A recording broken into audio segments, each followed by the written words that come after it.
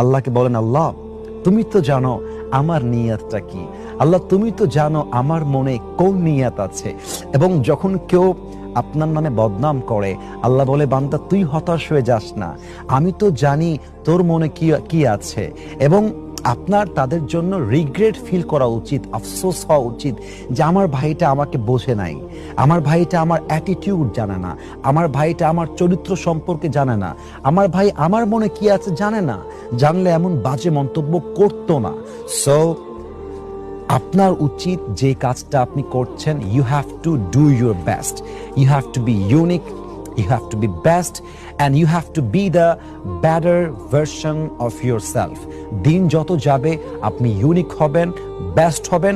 আমি আপনাকে গ্যারান্টি দিব, যারা আজকে আপনার নামে বদনাম করছে, আগামী কয়েক মাস পরে তারা আপনাকে স্যালিউট করতে বাধ্য হয়ে যাবে।